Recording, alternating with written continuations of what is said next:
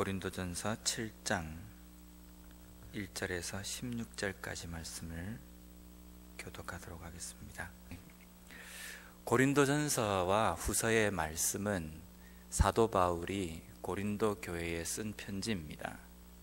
근데 특별히 고린도 교회에 고린도 지역에 복음이 들어감으로 말미암아 고린도 지역에 있는 사람들이 신앙생활을 시작하면서 여러 신앙 부분에 고민과 또 질문 같은 것을 사도 바울에게 이야기했을 때 사도 바울이 그러한 질문에 대해서 답변하는 내용도 고린도 전후서에 들어 있습니다.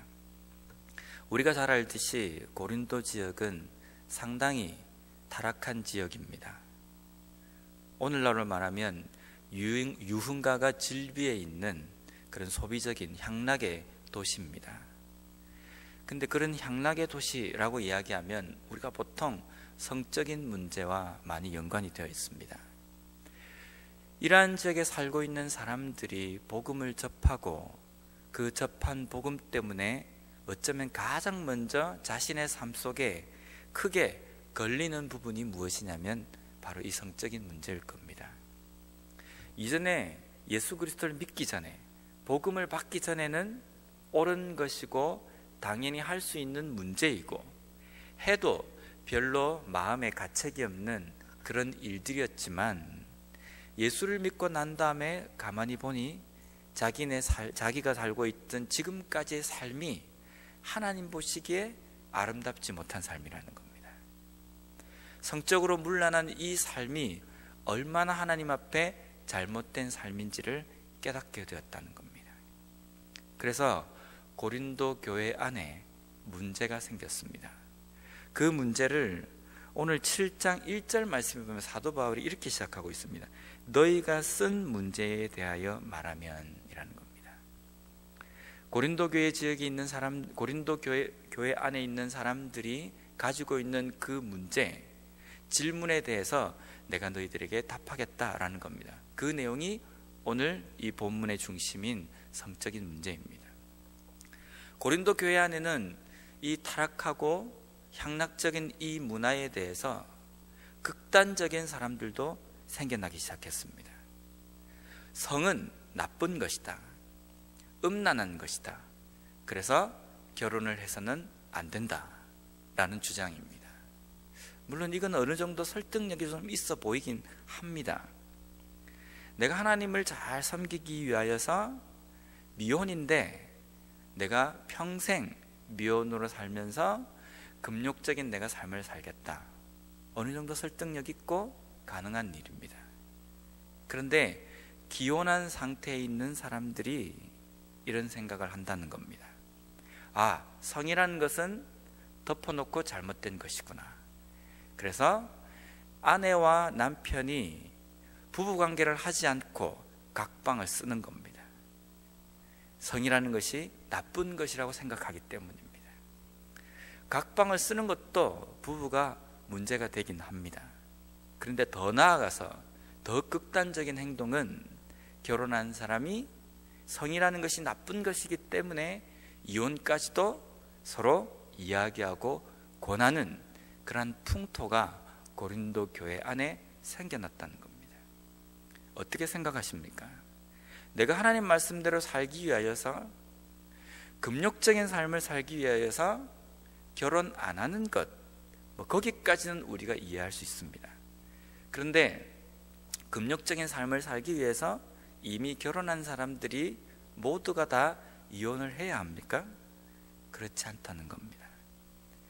때때로 사람들을 보면 상당히 지혜로운 것 같습니다. 그런데 어떤 때는 보면 극단으로 치닫고 참 이게 판단력이 아주 약하다는 것도 우리가 볼 수 있습니다. 하나님께서 또 복음에서 말씀하시는 이 성에 대한 문제가 고린도 지역에 있는 사람들처럼 성이 목적이 되고 또 값을 주고 성을 사고 파는 것이 문제인 겁니다. 그래서 그 모든 것을 끊고 하나님께서 허락하신 범위 안에서 그것을 우리가 생각해야 하는데, 아, 이게 문제구나 덮어놓고 그것을 끊어야 한다는 것, 이 자체가 문제라는 겁니다. 또한 때때로 내가 미혼이기 때문에 나는 평생을 금욕적인 삶을 살기 위해서 저는 결혼을 하지 않겠습니다. 여기까지는 괜찮습니다. 그렇기 때문에 당신도 금욕 생활을 하기 위해서는 결혼을 해서는 안 됩니다라고 다른 사람에게까지 주장하고 적용하는 것이 문제가 될 수 있다는 겁니다. 이런 극단적인 생각을 보면서 우리는 그런 생각을 할 겁니다. 오늘날 우리의 삶에서는 이런 게 없습니다라는 겁니다. 그런데 우리의 삶에서도 그런 생각이 들 수 있습니다. 왜냐하면 고린도 교회는요, 우리가 고린도전서 1장 말씀에 보면 아볼로, 베드로, 바울, 예수님 이런 식으로 파가 갈라진 전적이 있는 교회입니다. 왜 아볼로파, 베드로파, 바울파가 생겼겠습니까? 그들이 전하는 복음은 똑같은 겁니다. 베드로가 조금 다른 복음을 전했고 사도 바울이 좀 뒤늦게 예수님을 영접했기 때문에 조금 다를 것이다, 그건 아닙니다. 똑같은 사도들이 고린도 교회 지역에 있는 사람들에게 복음을 전한 것이기 때문에 복음의 내용은 똑같습니다. 그런데 그들이 나는 베드로에게, 나는 바울에게 라고 편갈림이 된 것은 어쩌면 이런 부분도 있을 것 같다는 생각을 해볼 수 있습니다. 베드로는 결혼을 한 사람입니다.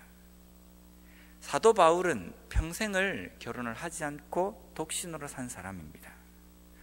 그들의 생각 속에는 베드로는 결혼을 해서 복음을 증거하지만 사도 바울은 평생을 지금까지 독신으로 살아간다, 대단하지 않느냐, 금욕적인 삶으로 복음을 증거하는 사도 바울이 더 뛰어난 사람이 아니냐라는 그들 사도들 각 사람이 가지고 있는 여러 가지 특성들을 마치 자기 신앙의 더 높은 단계로 합리화시켜서 바울파, 베드로파 이렇게 주장한다는 겁니다. 그래서 사도 바울이 독신으로 있기 때문에 우리 또한 독신으로 살아가는 것이 정말 하나님께서 원하시는 복음대로 살아가는 삶이다 라고 주장하는, 이렇게 표현해서 좀 죄송하지만 개똥 철학 같은 믿음 생활이 있었다는 겁니다. 제가 사역하면서 이런 사람을 봤습니다. 결혼을 하지 않는 목사님입니다. 그래서 제가 물어봤어요. 왜 결혼을 했습니다. 했는데 아이가 없는 겁니다. 그래서 왜 아이를 가지지 않습니까? 라고 물어보니까 그 목사님이 그렇게 대답했습니다. 저는 아이를 낳아서 그 아이에게 쏟는 사랑 대신 그 사랑을 모두 성도님들에게 나누어 주기 위해서, 아이 사랑하는 그 시간에 성도를 더 사랑하기 위해서 저는 아이를 낳지 않습니다 라는 이야기를 들었습니다. 어떻게 생각하십니까? 야, 잘못됐다, 잘되었다, 이 차원이 아닙니다. 저는 그 정신은 정말 높이 삽니다. 아, 정말 그렇겠구나. 우리가 가지고 있는 것들 소유에 신경 쓰는 시간에 좀 더 하나님의 일에 신경 쓰는 모습이, 그 생각 자체는 아주 좋은 것입니다. 그런데 문제는 만약에 그런 삶이 좋기 때문에 모든 목사님들이 그렇게 해야 된다고 한다면 문제가 있다는 겁니다. 각 사람에게는 각 사람 나름대로 하나님께서 주신 은사와 또 하나님께서 주신 여러 가지 환경과 여건들이 있습니다. 그 여건에서, 그 상황에서 최선을 다해서 하나님과 함께 동행하는 삶을 사는 것이 그리스도인의 삶입니다. 내가 그렇게 살기 때문에 당신도 그렇게 살아야 된다라고 천편일률적으로 적용할 때에 교회에는 문제가 생긴다는 겁니다. 나는 기도할 때 목청이 터져라 기도하는 것, 나는 이것이 좋다고 생각한다. 그래서 모든 사람이 기도할 때 그렇게 기도해야 기도에 뜨거움이 있다, 이렇게 적용하는 것도 문제가 있다는 겁니다. 어떤 사람에게는 묵상으로 조용하게 기도하는 것이 더 깊은 기도의 세계로 들어가는 그러한 중요한 방법이 될 수 있습니다. 어떤 사람은 굳이 이 자리에 앉아서 눈을 감지 않는다 할지라도 자연을 거닐면서 하나님 앞에 기도하는 것이 더 깊이 하나님과 대하는 시간일 수 있다는 겁니다. 그런데 내가 가지고 있는 방법, 이것이 더 옳다고 생각하기 때문에 그것을 다른 사람들에게 주장할 때에 우리의 신앙은 극으로 치닫게 된다는 겁니다. 그렇게 해서 내 삶에 적용해서 내가 하나님 앞에 더 뜨거워지고 하나님 앞에 더 가까이 갈 수 있으면 괜찮습니다. 그런데 그것이 모든 사람들이 다 그러해야 된다는 주장은 우리에게 문제가 있다는 겁니다. 왜냐하면 하나님께서 우리에게 그것을 명령하신 적이 없기 때문입니다. 저는 적어도 1년에 한 번은 성경을 아주 깊이 꼼꼼히 일독하려고 노력을 합니다. 물론 여러 번 읽는 게 더 좋겠지만 좀 깊이 여기저기 뒤지다 보면요, 일독하는 것도 참 어떨 때는 어려울 때가 있습니다.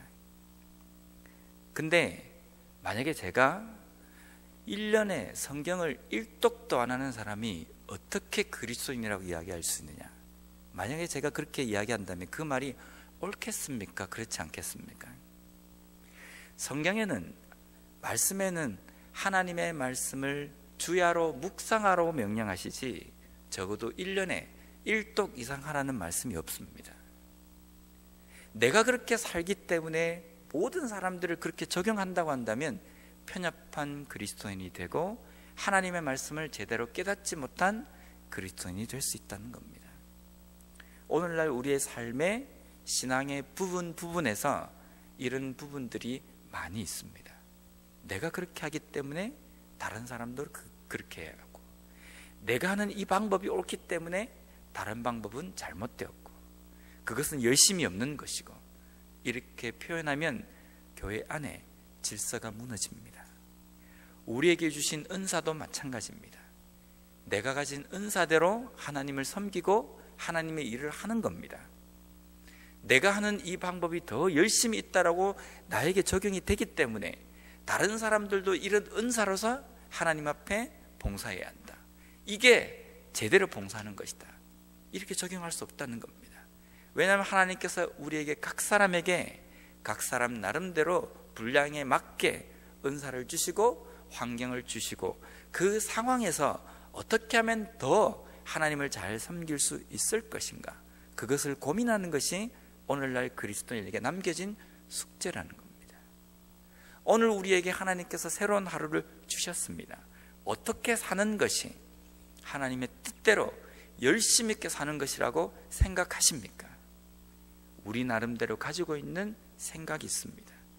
말씀에 비추어 보고 내 삶을 같이 적용해 봤을 때 이렇게 사는 것이 하나님의 뜻대로 제대로 사는 것이다 라고 생각하는 우리의 나만의 부분이 있습니다. 그러면 그 부분대로 열심히 달려가면 됩니다. 또한 다른 사람들이 나와 다른 어떤 방향으로 달려간다 할지라도 그것을 인정하고 격려하고 존중해 줄 수 있는 그런 그리스도인이 될 때에 교회 안에서는 균형적인 성장을 할 수 있고, 또 우리 서로가 서로를 위해서 힘이 되어 줄 수 있는, 부족한 부분을 채워줄 수 있는 그런 공동체가 될 수 있을 것입니다. 오늘 하루 주어진 우리의 삶 속에서 최대한으로 하나님을 위해서 달려가고 있는 다른 사람, 나와 조금 다른 사람들을 인정하고 나아갈 수 있는 우리 모두의 삶이 되었으면 좋겠습니다.